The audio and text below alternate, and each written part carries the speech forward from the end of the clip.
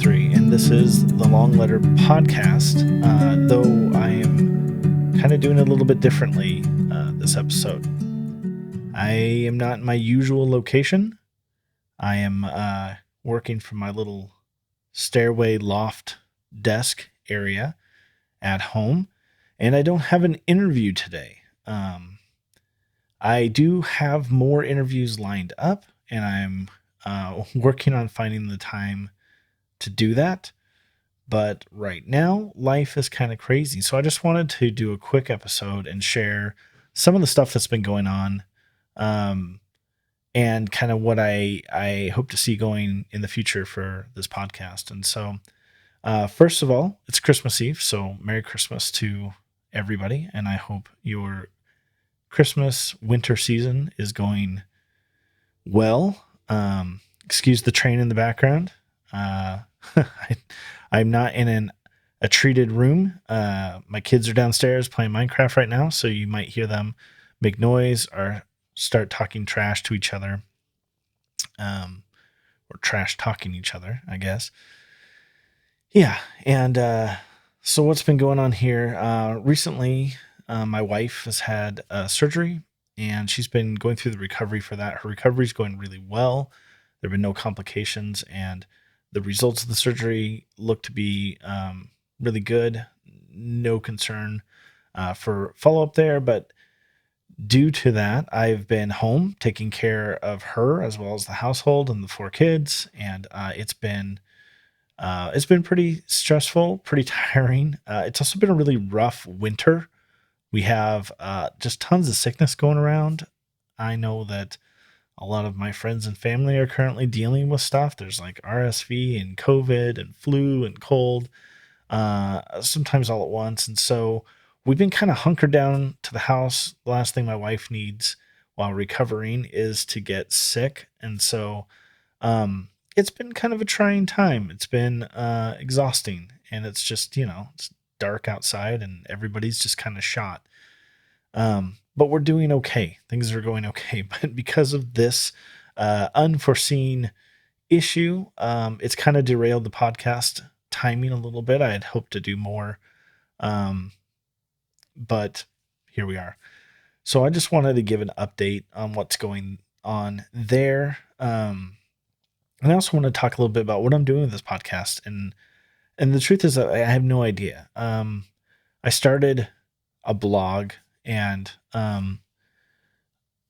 the blog was more cathartic for myself. It allowed me to work out how I was thinking on certain things, or what I was thinking on certain things, through writing. And that kind of morphed into this podcast that we have now. And I guess it's the same thing. I'm still working through things. It also started as kind of an idea to give some space and a voice to some people to share their stories. There's a lot of amazing stories out there that I think, as we listen to them, can help us humanize some of these situations, some of these things that we see out there, like homelessness, like addiction. Yeah. And so that one thing led to another, and was doing the recordings, kind of going through this whole process. And so where do I go from here? What am I doing? And I do have more interviews lined up. I do have more plans, but I am going to kind of maybe expand it a little bit. They say that when you start like a podcast or something, it's important to stick to a niche.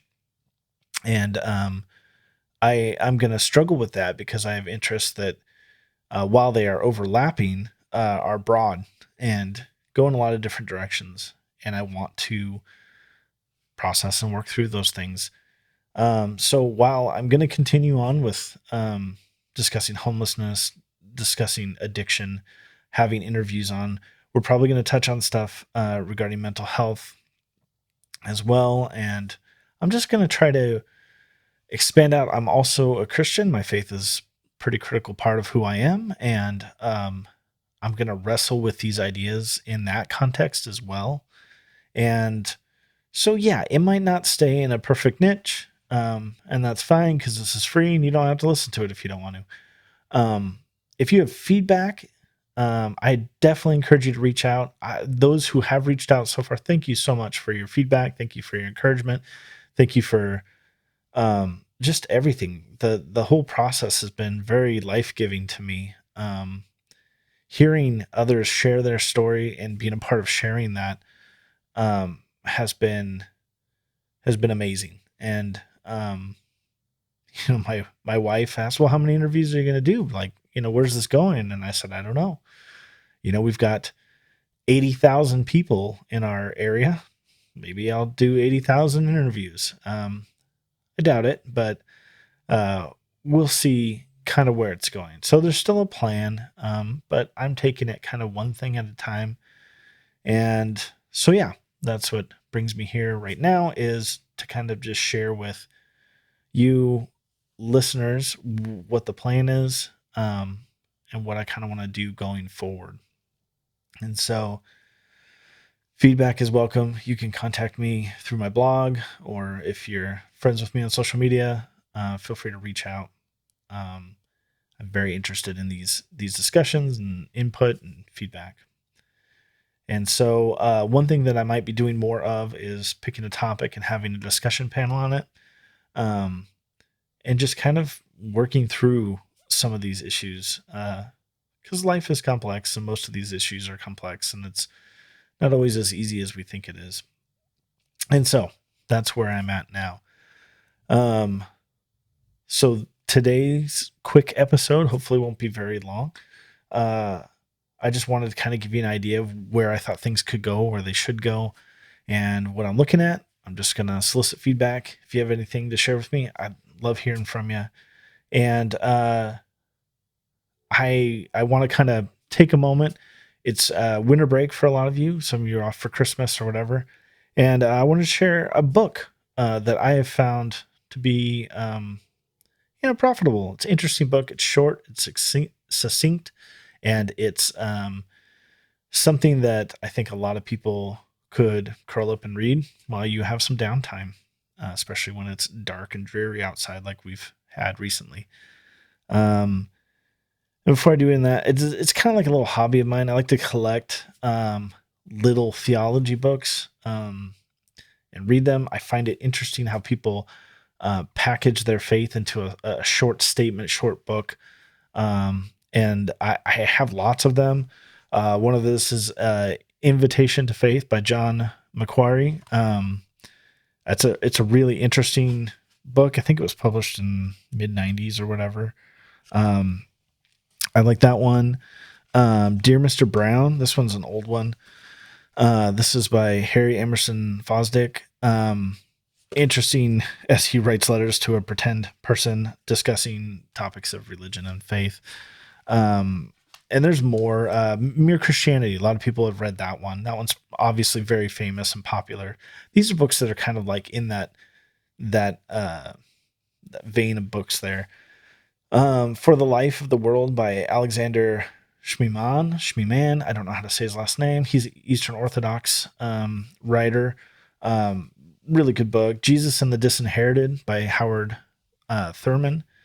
Dorothy Soul has Theology for Skeptics. All sorts of like books, and I'd love to like get into it. I'd love to maybe do a series on some of these, just talk about the things that they unpack. It just really does fascinate me how people approach faith. And so the book I want to talk about today is called The Love That Is God. It's an invitation to Christian faith. The author is Frederick Christian Bauerschmidt. It's published by Eerdmans. It's a short book. It's not very long.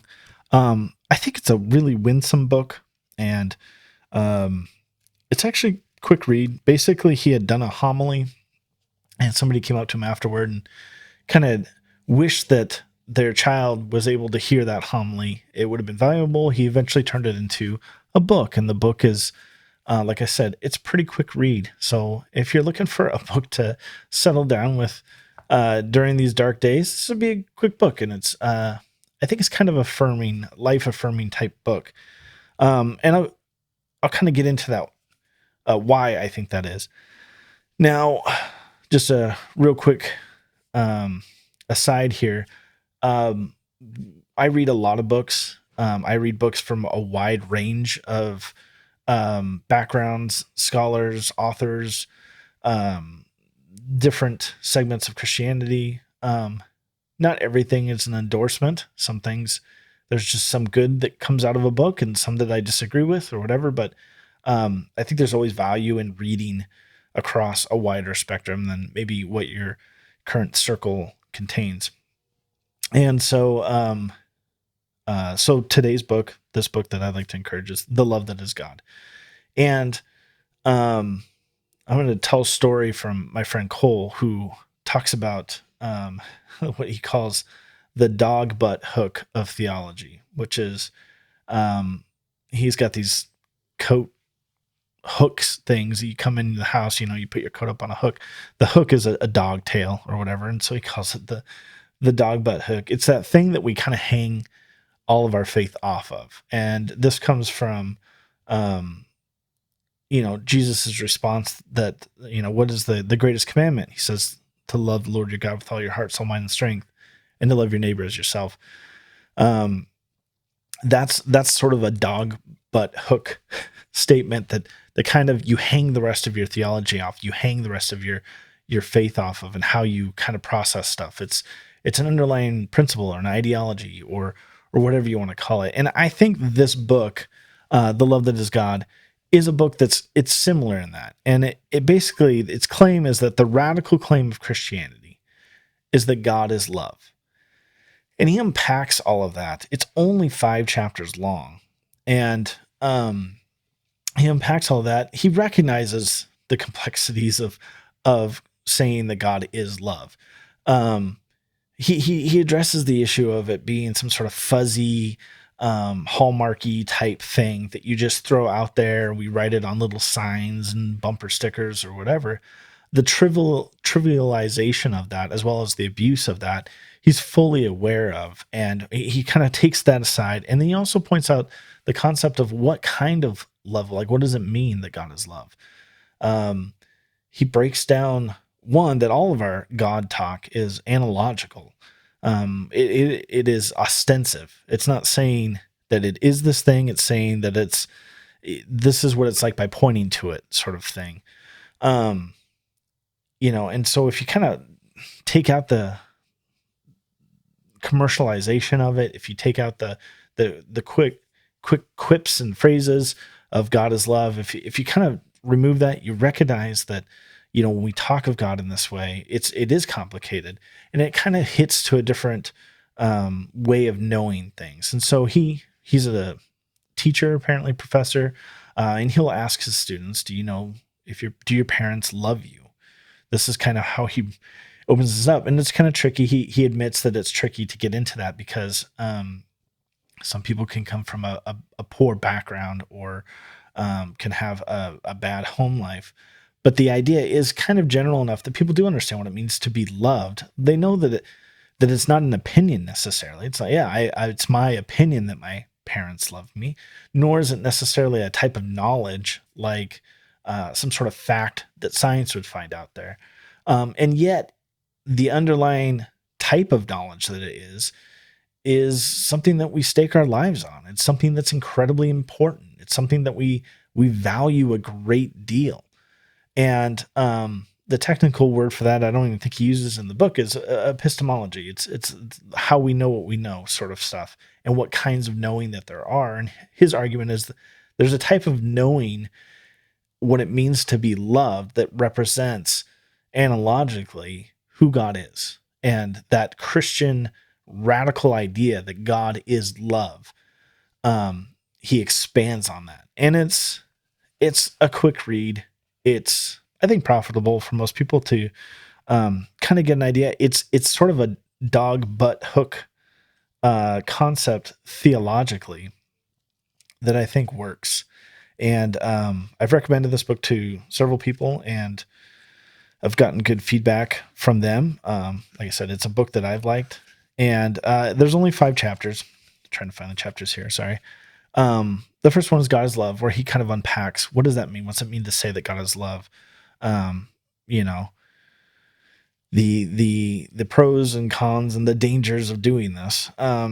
Chapter 2 is the love that is God is crucified love. So he gives the specific type of love that is God, this characteristic of being cruciform or crucified love, this sort of self-giving love. Chapter 3, we are called to friendship with the risen Jesus. He breaks this down in regards to how that works out in our Savior, in Jesus. Chapter 4, we cannot love God if we do not love each other. And then chapter 5, we live our love out from the community created by the Spirit. And he ends his book with his homily that actually inspired this. So yeah, if you've got time, if you've if you've got the inclination, I would definitely take some time to sit down and read it. It's a great book. I really enjoyed it. He's a good, winsome writer, and I find that these books are valuable as you listen to somebody who's tried to compact the explanation or the concept of faith to either people who are struggling in their faith or outside the faith or just need to understand their faith through a different lens.